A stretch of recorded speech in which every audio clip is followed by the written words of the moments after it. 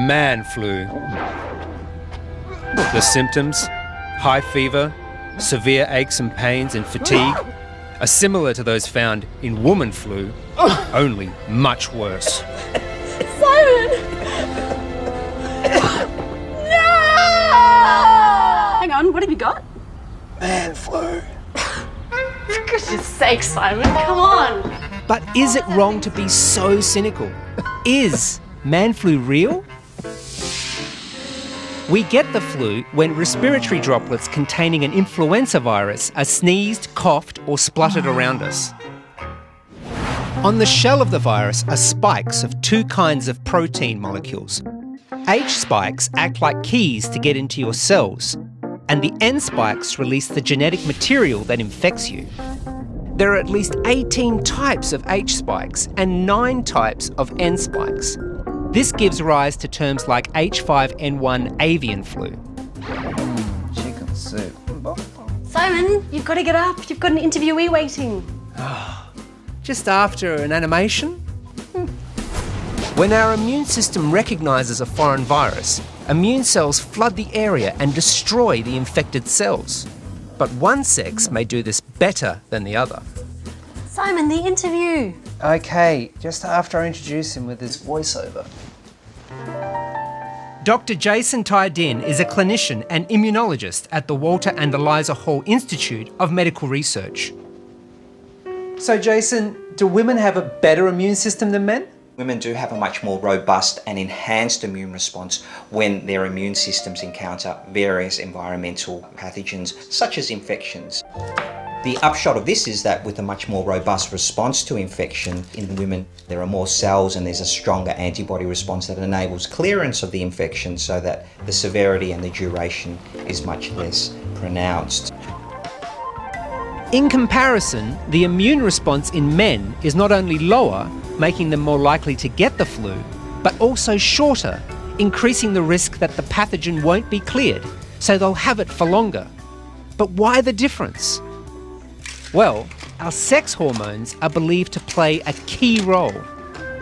Certainly, estrogen has profound influences on how the immune system works. More recent research has also looked at testosterone, and you probably should speak to Professor Mark Davis about that. If I'd known that, I would have contacted Hey, him. Simon, Professor Davis is on Catalyst. That's handy. What's it about? All right, so what we discovered is that men with high levels of testosterone have much poorer antibody responses to a standard flu vaccine than either women or men with low levels of testosterone. And that fits with older data that says testosterone is an immune suppressant. I think he's saying man flu's real. Well, one question is, why would this be? And why would you suppress immune responses in males with higher testosterone? Well, because testosterone is actually a very useful thing to have in a battle or in a hunting situation where there's a lot of violence and potential for traumatic injury. So it both probably helps in motivation as well as suppressing some of the downside, the injuries that males were more likely to sustain. So perhaps man flu is the price men pay for wrestling wildebeest eons ago. But women also pay a price for their stronger immune system. While it helps to clear an infection, it then needs to switch off, or there's a risk of damage to healthy tissue. And the regulatory response to achieve this is more likely to fail in females compared to males.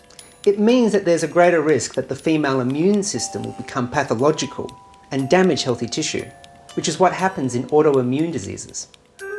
For instance, autoimmune thyroid disease or lupus is about 9 times more common in women. Multiple sclerosis, rheumatoid arthritis, about 2 to 3 times more common in women, and celiac disease about 1.5 times more common in women.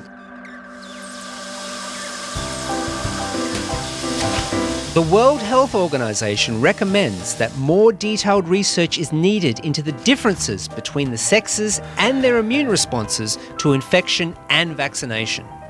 It makes sense. Currently, with most flu vaccines, men and women receive the same dose. But should they, given that their immune responses are so different? But despite all that, could man flu simply be in our heads? Well, yes, the preoptic nucleus to be exact, according to neuroscientist Dr. Amanda Ellison. Bless you. Well, the preoptic nucleus is an area of the hypothalamus that happens to be twice the size in men than it is in women. And it's an area that's very involved in our temperature regulation. Our temperature increases in order to make an environment that the bugs don't like.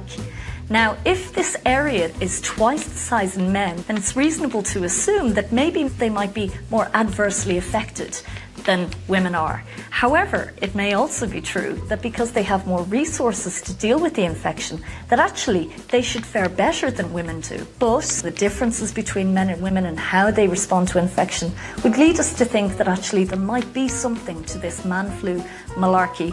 So what's the final answer? Is man flu real? Jason? Well, Simon, look, I really think it's real. Mark? Yeah, I think it probably is. I think it's very likely to be true. And what about you, Amanda? I think it's very real for men. Yes, I do.